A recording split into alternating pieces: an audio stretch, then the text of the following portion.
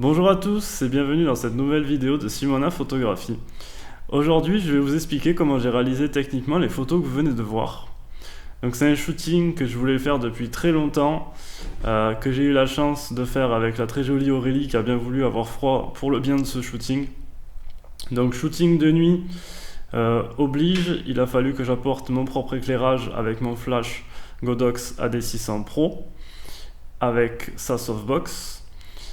Donc pour éclairer uniquement la modèle. La passerelle, quant à elle, a son propre éclairage, mais un éclairage qui était variable, c'est-à-dire qu'il n'avait pas toujours la même couleur et qu'il n'avait pas toujours la même intensité.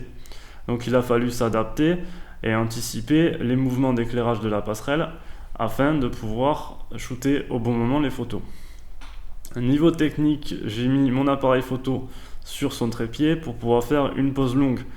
C'est une pose avec une exposition plus longue qu'une simple photo classique. Et il a fallu que j'adapte mon flash avec un flash qui déclenche à la fin de la photo et non au début. Ce qui permet à la fin de figer la modèle, puisque la photo a duré quelques millisecondes, une seconde à peu près. Donc pendant ce laps de temps, il a fallu que la modèle ne bouge pas. Niveau matériel, donc j'ai utilisé 3 objectifs à grande ouverture.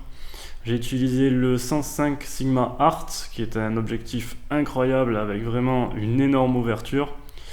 J'ai utilisé le Sigma 14-24, qui est donc un grand angle avec une ouverture de f2.8, c'est lui le plus sombre. Et j'ai utilisé le 50 mm Samyang.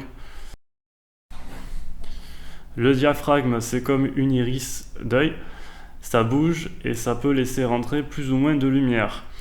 Comme un chat, la nuit, on verra que ses pupilles sont très dilatées, donc on a une grande ouverture qui permet de faire passer beaucoup de lumière.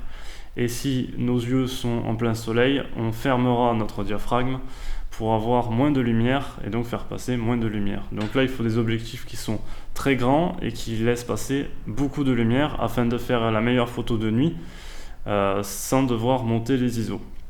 Donc là, je suis sûr que j'en perds la moitié puisque c'est des problèmes techniques de photographe. Donc on va essayer de rester simple. Voilà, pour s'éclairer sur le spot, on a utilisé des petits outils très pratiques.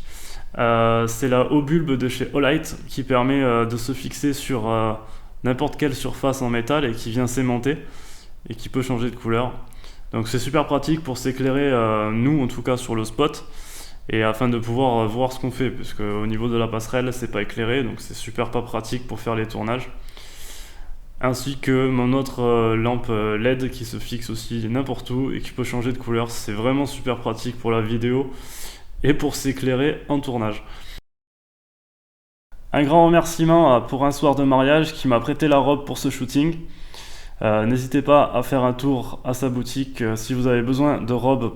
Voilà, j'espère que la vidéo vous aura plu. N'hésitez pas à laisser un like, un commentaire et même partager la vidéo si ça vous a plu. Je vous dis à bientôt. Ciao!